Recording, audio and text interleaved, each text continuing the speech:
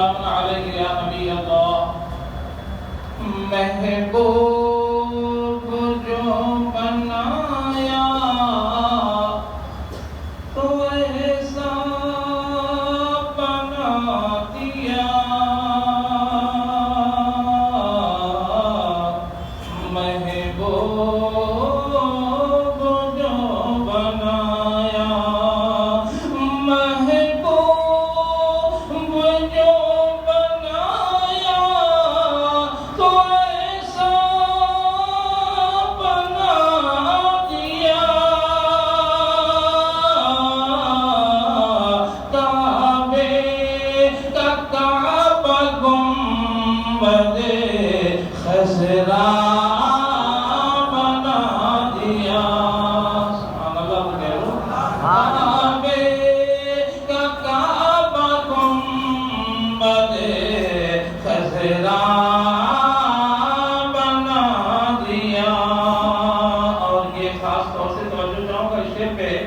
عابد بھائی یعنی صاحب بیٹھے ہوئے ماشاءاللہ سماع فرمائے کہ پوچھا کسی نے مجھ سے کہ جنت ہے کس طرح. سب کو تمنا اور آرزو ہے نا جنت کی، چاہیے جنت تو نبی سے محبت کر لو، ایمانی رشتہ مضبوطی کے ساتھ ہم لوگ انشاءاللہ جنت ملے گی. سماع فرمائے کہ پوچھا کسی نے مجھ سے کہ جنت ہے کس طرح. پوچھا کسی نے مجھ سے کہ جنت ہے کس طرح. میں نے وہی مدینے کا نقشہ بنا دیا. میں نے وہی مدینے کا نقشہ بنا دیا. اور یہ آخری شعر سماع فرما لیں، ایمان تازہ ہو جائے کہ روکے رسول پاک کا عالم نہ پوچھئے. روکے رسول پاک کا عالم نہ پوچھئے. روکے رسول پاک کا عالم نہ پوچھئے. روکے رسول پاک کا عالم نہ پوچھئے. کہ تلووں سے ان کے چاند کا چہرہ بنا دیا. تلووں سے ان کے چاند کا چہرہ بنا دیا. محبوب جو بنایا تو ایسا بنا دیا. محبوب جو بنایا تو ایسا بنا دیا.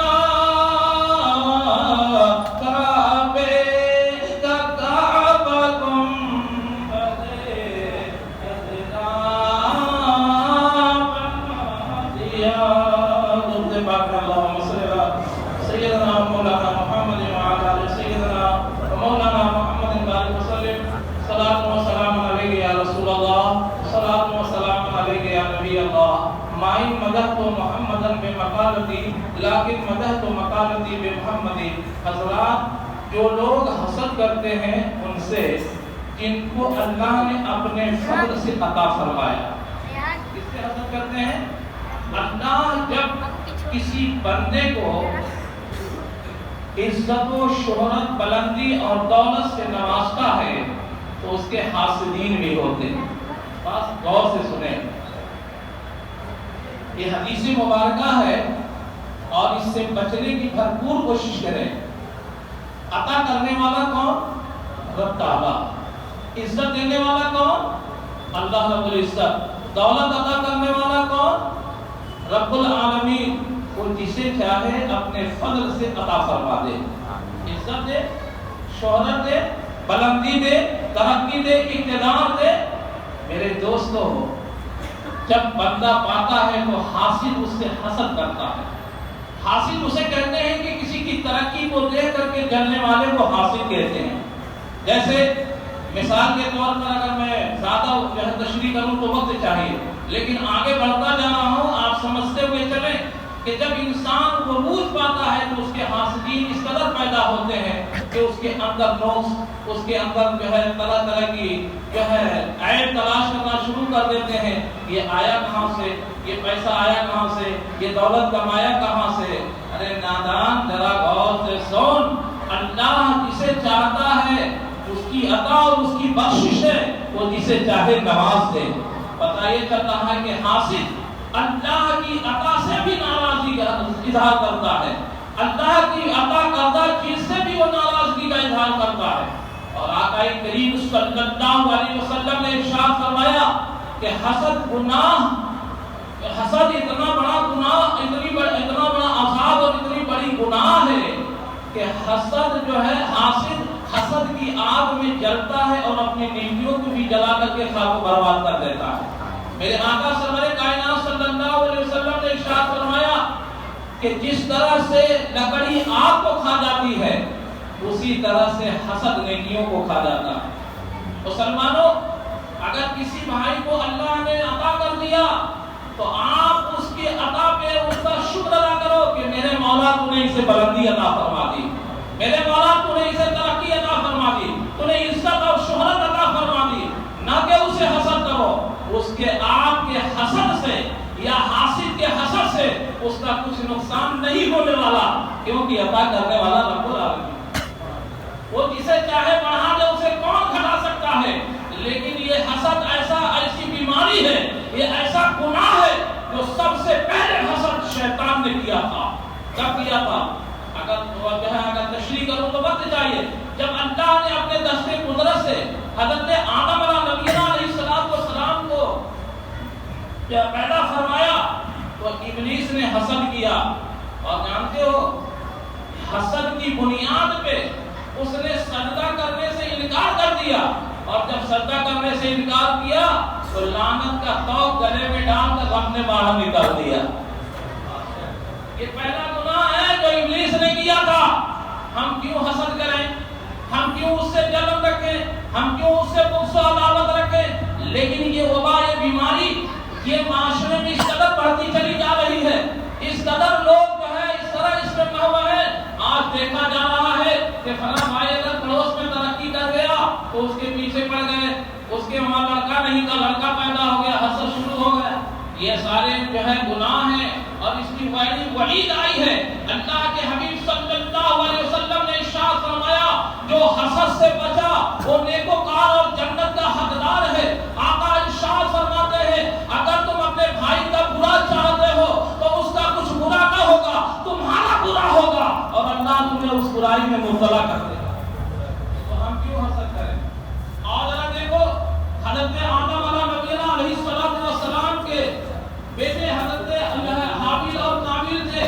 جانتے ہو حسد کی بنیاد پہ حابیل نے قابیل کو قتل کر دیا تھا۔ یہ پہلا قتل ہے، یہ پہلا گناہ ہے قتل کا۔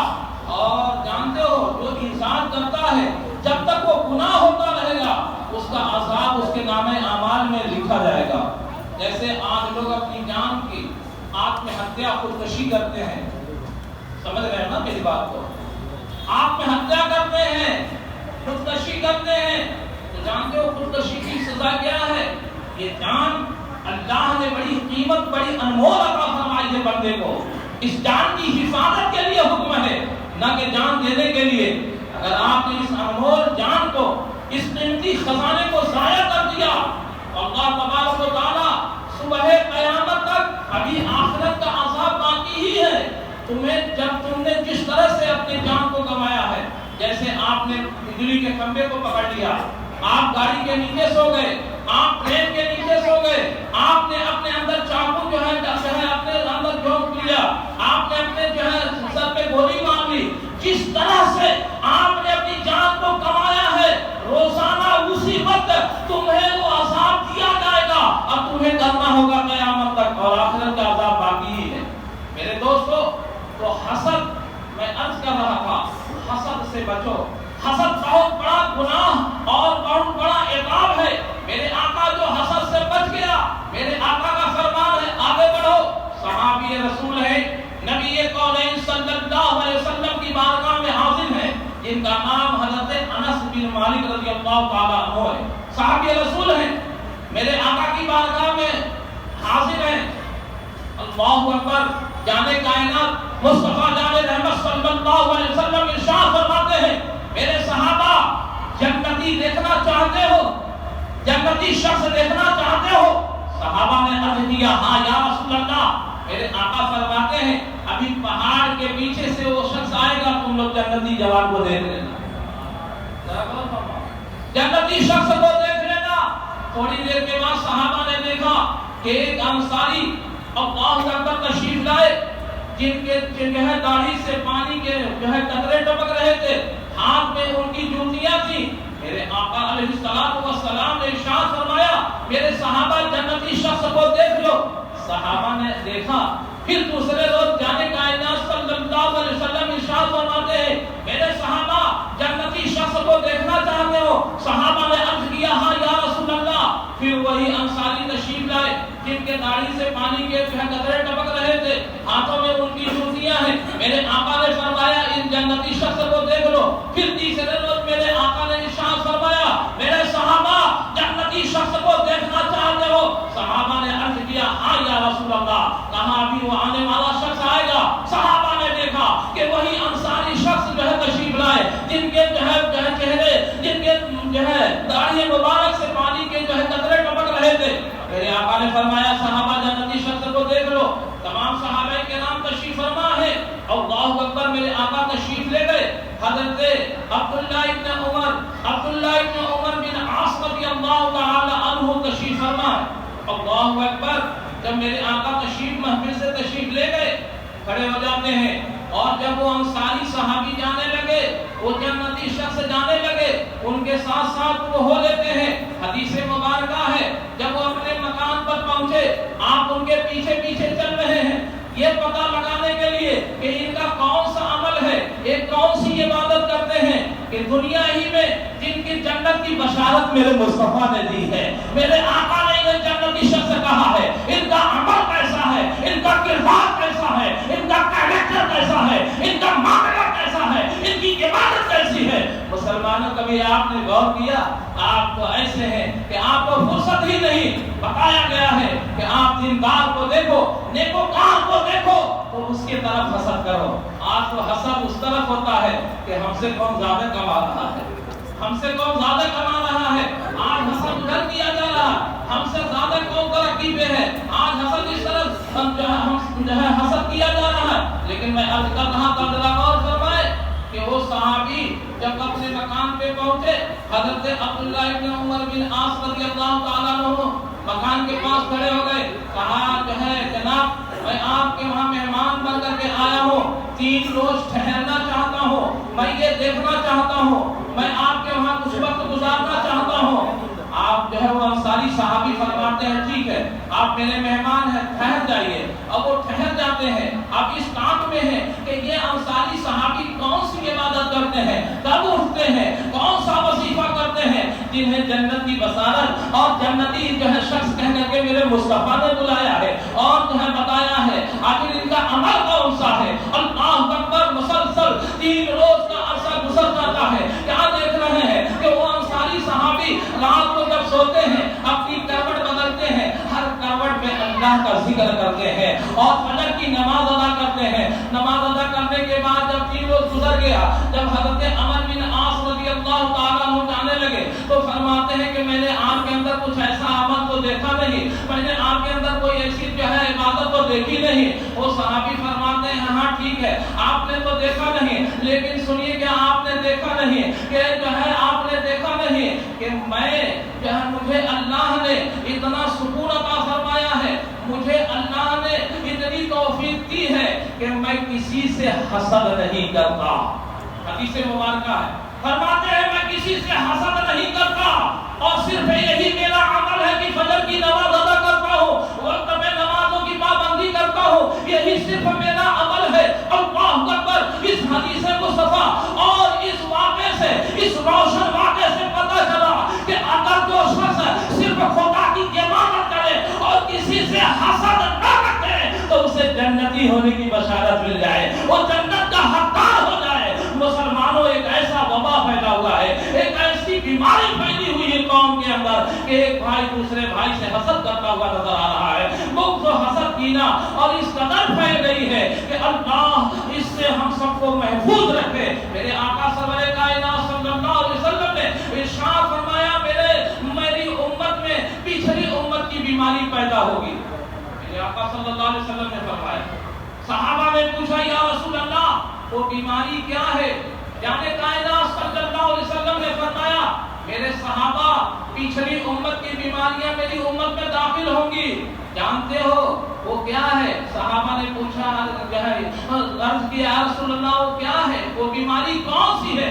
جانے کائنات صلی اللہ علیہ وسلم نے ارشاد فرمایا کہ میری امت میں تکبر اور گھمنڈ پیدا ہوگا جو پچھلے امتوں میں تھی, اور حسد پیدا ہوگا, اور مال کی حریص ہوں گے, دولت کے حرص اس قدر بڑھ جائے گی کہ وہ اپنے بھائی کو بھائی نہیں سمجھے گا, اپنے پڑوس کو پڑوس نہیں سمجھے گا, اور اس قدر دولت کی فراوانی ہوگی کہ دولت کے بنیاد پہ حسد کیا جائے گا اور لوگ ایک دوسرے کو قتل کرتے ہوئے نظر آئیں گے.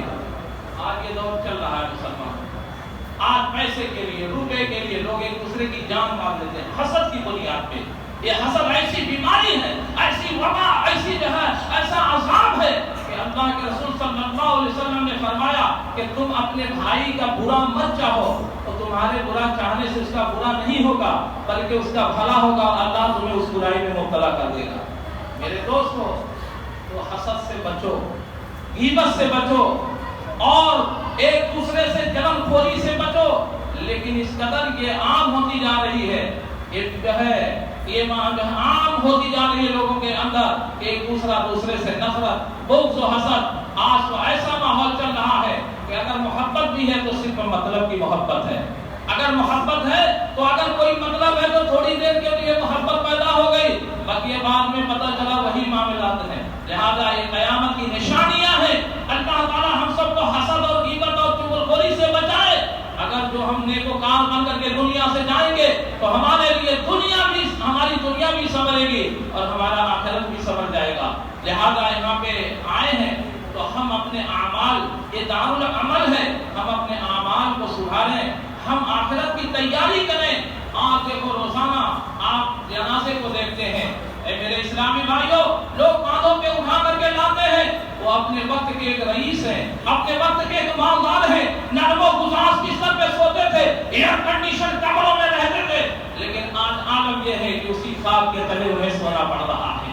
لہذا کس پہ تم حسد کر رہے ہو؟ ان گناہوں سے بچو, یہ دارالعمل ہے, تمہیں اللہ نے امتحان کے لیے بھیجا ہے. یہاں پہ کامیابی کر کے جاؤ گے, اچھے نمبرات سے تم پاس ہو کر کے جاؤ گے, تمہارے لیے قبر میں جنت کی کھڑکیاں کھولی جائیں گی. جو ہمیں قبر میں جانے کائنات صلی اللہ علیہ وسلم تشریف لائیں گے اور تمہاں جب اٹھایا جائے گا تو فرشتے تمہارے لیے فخر کریں گے اور یہ کہیں گے کہ جو قبر سے اٹھنے والا یہ نبی کونین کا بہت لاڈلا امتی ہے, یہ چاہنے والا عاشق رسول ہے. تم عاشق رسول بننے کی کوشش کرو. میرے آقا سرور کائنات صلی اللہ علیہ وسلم خطبہ ارشاد فرما رہے ہیں, وقت نہیں کی تفصیلی گفتگو کرو, سماعت فرمائے. ایک صحابی کھڑے ہوتے ہیں, عرض کرتے ہیں یا رسول اللہ قیامت کب آئے گی؟ کیا عرض کیا؟ یا رسول اللہ قیامت کب آئے گی؟ میرے آقا نے فرمایا اے میرے صحابی ارے قیامت سے پہلے قیامت کی تیاریاں تو کی ہے کہ نہیں؟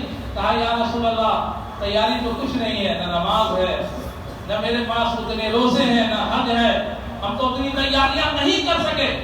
تو آقا ارشاد فرماتے ہیں تب کہا یا رسول اللہ میں آپ سے محبت کرتا ہوں۔ صحابی نے کہا یا رسول اللہ میں صرف آپ سے محبت کرتا ہوں۔ میرے آقا ارشاد فرماتے ہیں المرء مع من حب، ارے جب تم مجھ سے محبت کرتا ہے تو تمہارا حساب ہمارے ساتھ ہوگا۔ ہم اپنے آقا سے کیوں نہ محبت کریں؟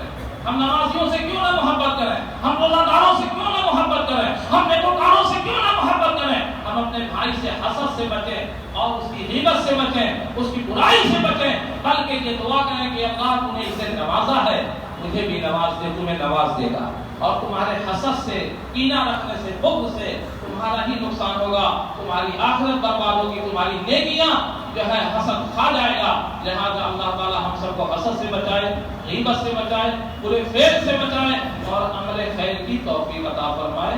وما علینا الا البلاغ۔ السلام علیکم ورحمۃ اللہ۔